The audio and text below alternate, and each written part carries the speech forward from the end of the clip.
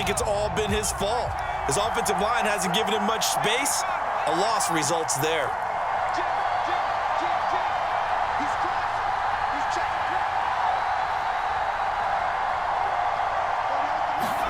Pickett now to throw off the play fake.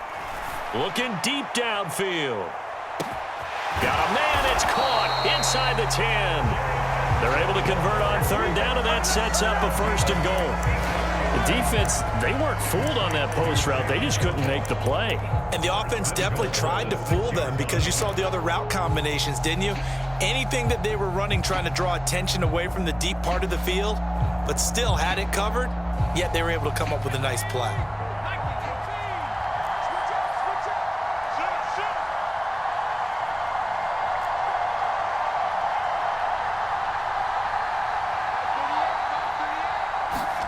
Oh, they're going to run a little pop pass here. And the hole closes quickly here. He can fight only to about the 4. Has a nice job there defensively, being able to diagnose that little touch pass. They saw him coming, converged on him before he could get much out of it.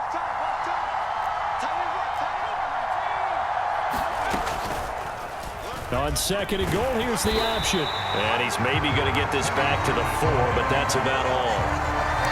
Call it no gain on the keeper, and it's going to bring up a 3rd down. Well, for that being an option play, there really weren't too many options available for him, were there? No, there weren't, and at least he was able to get back to the line of scrimmage, so they didn't lose anything, but you're exactly right. Nowhere to go.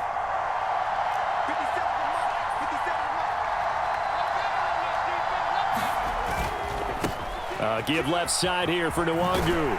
And he'll get blown up behind the line of scrimmage. Back at the 6. Tough sledding. They lose a yard there on 3rd. So on 4th down, on comes Brandon McManus and the field goal unit for the Broncos. The kick by McManus is good. So he's been automatic to this point of the season, and he connects on the field goal there. And what a luxury it is to have a kicker you can depend upon, partner, because he hasn't missed all year long. Converts on that one as well. And kudos to you. You didn't jinx him.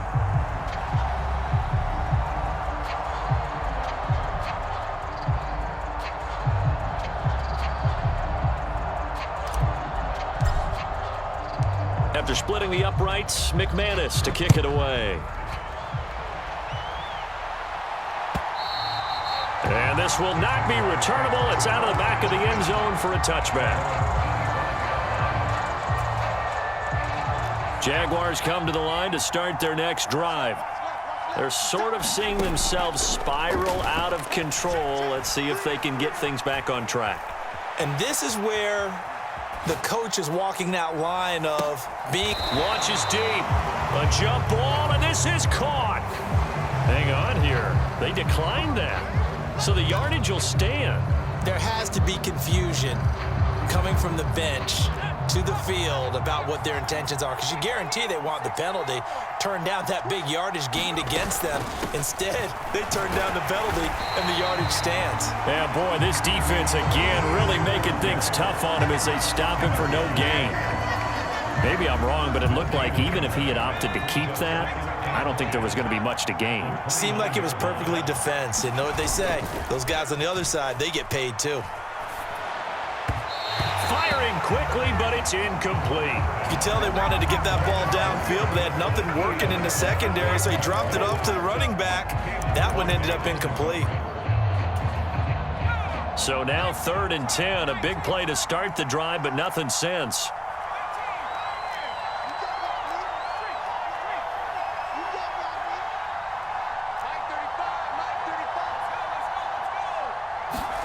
Back to throw here, Herbert. And that's going to be incomplete. The contact there enough to jar that ball free, and it brings up 4th down. As this old brain remembers, when I see 5 wide receivers on the field as a defender, I know the ball's coming out hot. They expected it and got there and popped it free.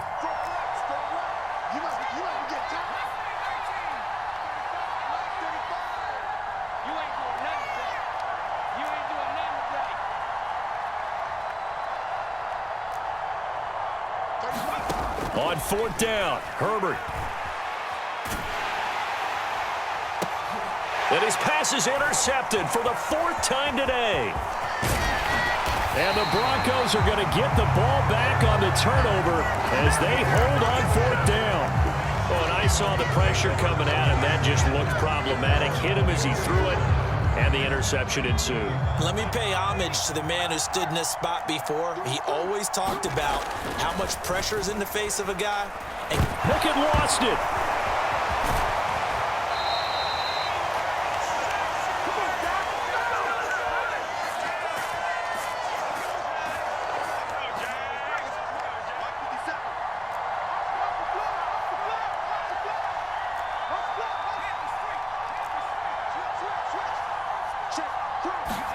Pickett sets up play action. He's going to sling this deep downfield. A battle for it, and it's intercepted. Picked off by Micah Hyde. And the Jaguars are going to get the football here as he gets this up past the 20-yard line. He's had a fantastic rookie season, made a lot of lovely throws, but that wasn't one of them. well, we got to give him one, don't we? I mean, with the year he's having, a lot easier for he and his teammates to accept that throw, because for the most part, what they've seen, it's been pretty sensational. And they're able to get this one across the 35. The Jaguars going to go ahead and use their first timeout as they'll get a chance to talk it over after picking up the first down.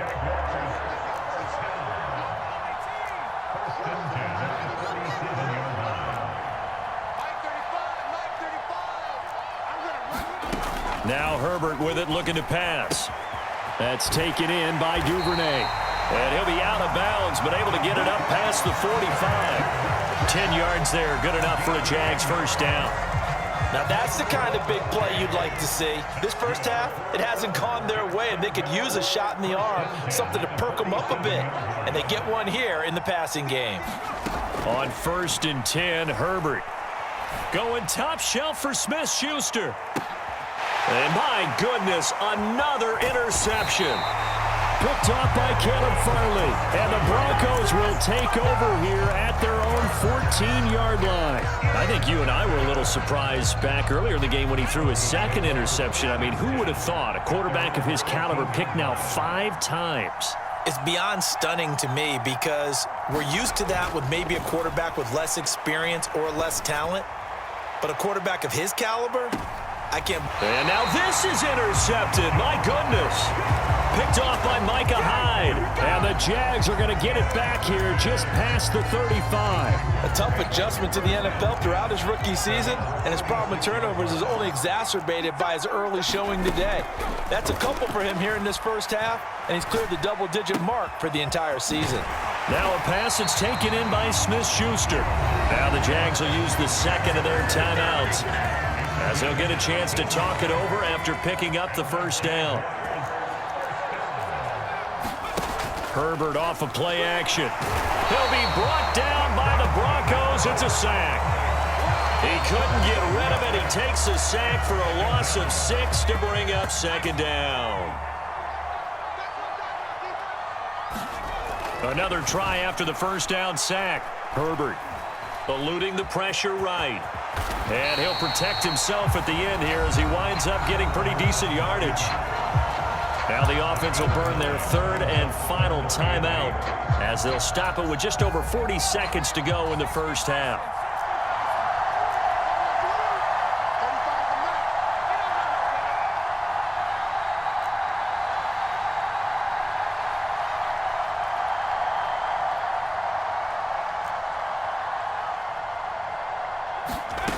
From the gun, Herbert on 3rd down. Flush to his right. Herbert has it knocked free. It's picked up by the Broncos. And his crew will take over at their own 45-yard line. And so the last 3 drives, you've got 2 interceptions and a fumble.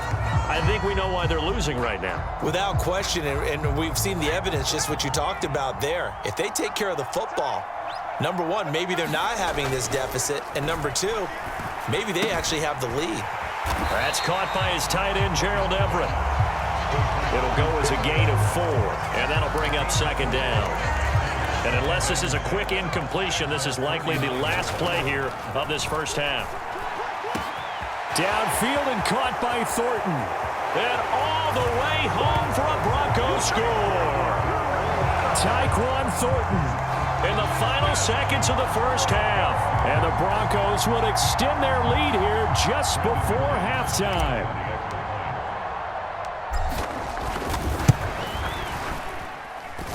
McManus's point after is good. And the rout is on here in this first half.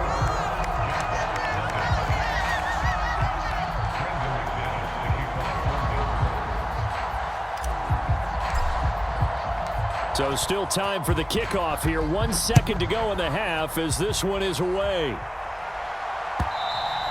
And they will not get a chance to return this one as it's through the end zone for a touchback.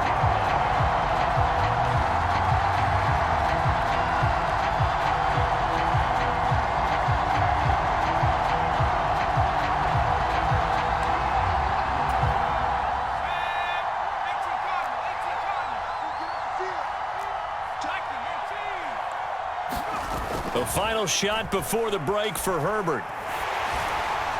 Throwing middle, but it's incomplete. So we've come to halftime after a very one-sided beginning to this one. As it's time now to send you back stateside to Orlando, Florida, and check in with Jonathan Coachman at our EA Sports Halftime Report. Coach, as they say here in London, all to play for as we are back underway in the second half. And this will be a touchback as that sails over the end line. The Broncos onto the field, ready to start their next drive. First play's a run with Nwangu. And he's upended at the 33, following a good pickup of 8. Running lanes were at a premium in the first half, but he's able to find some room there, and he's hoping that that's a precursor of a big second half. 8 yards the tally on that first down run. Here's 2nd and 2.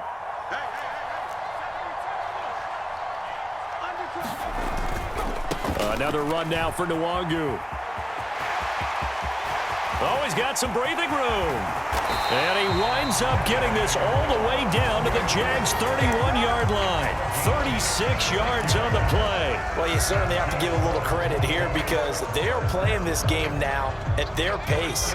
This is ball control football, sustained runs, taking their time, and making it work. Meanwhile, Pickett's throw is taken in by Waddle. And he's going to be brought down at about the 16. Of note, that last throw right there, putting him over 3,000 yards passing now for the year. And when you start running the numbers in your head and realize that we're not halfway done with the season yet, you think to yourself, could this be a 6,000-yard season? That's definitely on the table.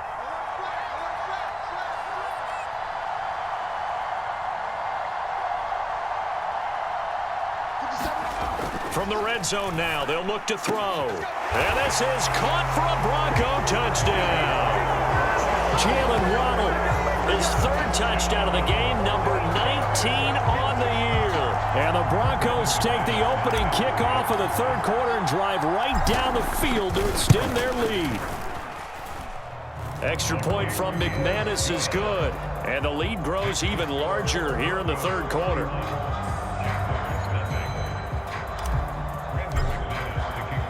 After the touchdown, here's McManus now to kick it away. Swain going to look to bring this one out. And he'll get it up past the 20 to about the 22.